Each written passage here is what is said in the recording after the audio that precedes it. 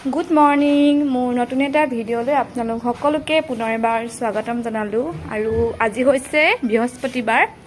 এতিয়া ৰাতিপুৱা 7:30 মান বাজিব লৈছে ৰ'দটো দেখিছেনে একদম চুকাকে ওলাইছে আৰু এয়া মই কুচনবোৰ ৰ'দত দি দিছোঁ আজি ৰ'দটো একদম ৰাতিপুৱাৰ পৰা ওলাইছে বহুত কাৰাকে আৰু এইফালে সোফাৰযোৰ এতিয়া ধুই লওঁ ধুনীয়াকৈ চাৰ্ফ টাফ দি মেলি ঘৰকেইটা মুচিব লগা আছে এইফালে চাওকচোন একদম 10 দিনমান নুমুচা নিচিনা লাগিছে আৰু এয়া আমাৰ চান বেটা অকলে অকলে খেলি আছে এইখিনি নাখায় খং উঠিছা এইখিনি ভুজিয়া নাখাবা দেই এইখিনি বেয়া দেই চি লাগিলে আচান দাঁত দেখাই দিয়া দাঁত তোমাৰ দাঁত কোনকেইটা তোমাৰ দাঁত কোনকেইটা দাঁত দেখাই দিয়াচোন দাঁত দেখাই দিয়া দাঁত এইখিনি নেখাই বোলে চিচি না চিচি না চিচি ইমান খং উঠে এয়া চাওক একদম গডেজটো বহুত ডাঠকৈ একদম ভেঁকুৰ উঠিছে এতিয়া চাৰ্ফ দি মুচিব লাগিব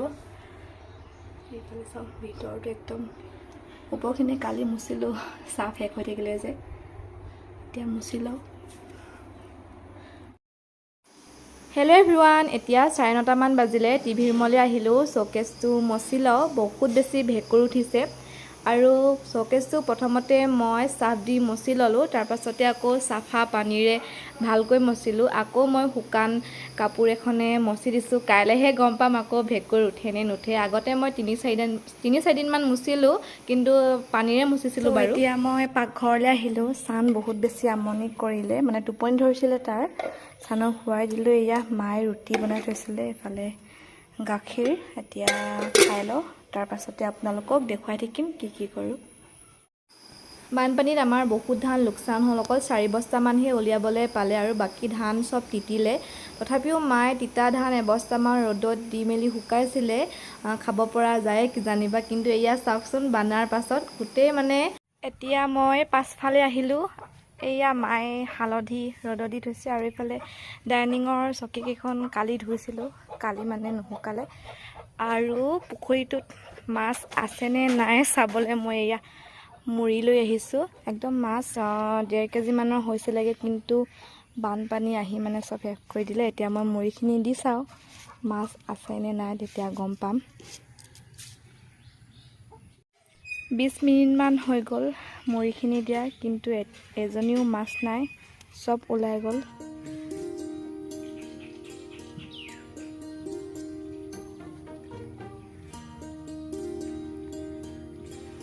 এতিয়া ঘৰ মুচিব লৈছোঁ ইয়াতে ফেনাইল দি লৈছোঁ ঘৰ মচিলে মানে এইকেইদিন ফেনাইল দি দিয়ে মুচিব লাগিব ভালকৈ এতিয়াও চাফা হোৱা নাই যে এনেকৈ একদম বহি মুচিছোঁ তেতিয়া বেছি চাফা হোৱা নিচিনা লাগে আৰু উঠি মোচাতকৈ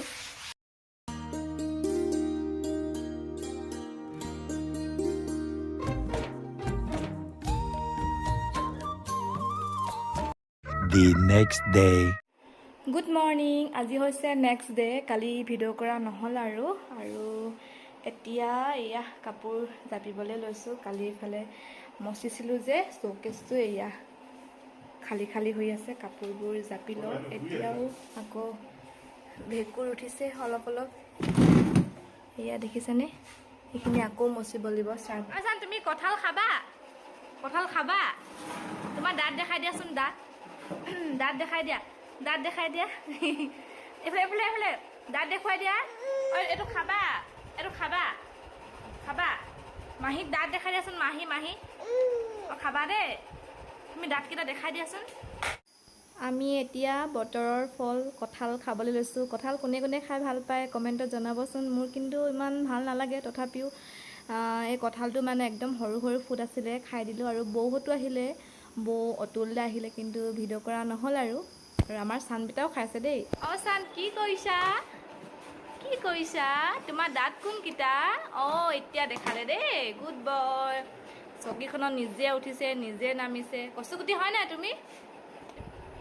বাই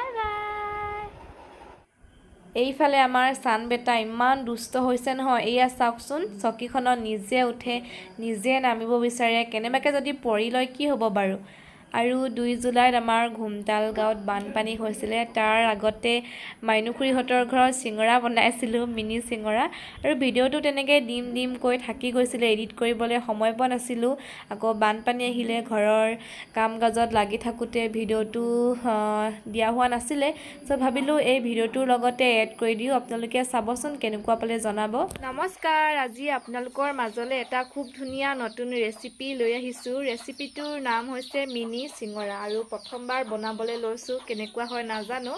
তাৰ বাবে এয়া আলু বইল কৰি থকা হৈছে, আৰু এইফালে লৈছোঁ ময়দা। ক'লা জিৰা পালে আপোনালোকে ক'লা জিৰা অকণমান লৈ ল'ব, ক'লা জিৰা যিহেতু নাই এনেকৈ হৈ যাব। আৰু এইফালে ৰচুন, আদা, পিঁয়াজ, এয়া ধনিয়া পাউডাৰ, গৰম মছলা, ভোট জলকীয়া, মান ধনিয়া, আৰু এটা কাশ্মীৰী মিৰ্চ পাউডাৰ, আৰু এইফালে নিমখ। বাৰু কেনেকৈ বনাওঁ আপোনালোকক দেখুৱাই থাকিম, ভিডিঅ'টো শেষলৈকে চাই থাকিব। ময়দাখিনি মঠা হৈ গ'ল, আৰু এইফালে একদম পানী উতলিছে, হ'বগৈ আৰু এতিয়া। এইয়া আলু ধুনীয়াকৈ বইল হৈ গ'ল।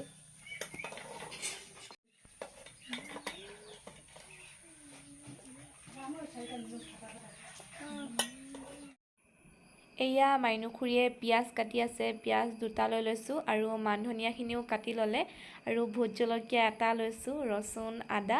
ৰচুন আদাখিনি খুন্দিবলৈ বাকী আলুখিনি পিটিকি ল'লোঁ, আৰু এইফালে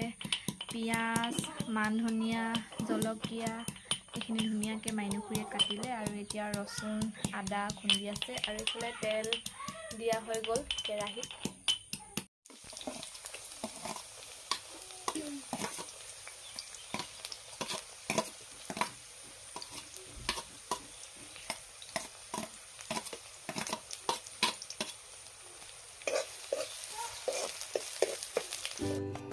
পিঁয়াজখিনি ভালকৈ ৰঙচুৱা হোৱাৰ পাছত ইয়াতে নিমখ হালধি দি দিয়া হৈছে, আৰু এইখিনি ভালদৰে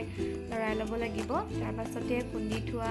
ৰচুন আদা আৰু ভোট জলকীয়া কেইডোখৰ দি দিছে, আকৌ এইখিনি পুনৰ ভালকৈ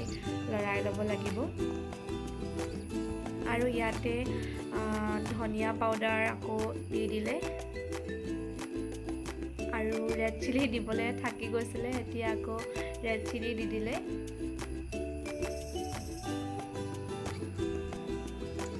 আটাইখিনি ভালকৈ মিহলাই লোৱাৰ পাছত এতিয়া বইল কৰি থোৱা আলুখিনি ইয়াতে দি দিলে, এইখিনি ভালকৈ আকৌ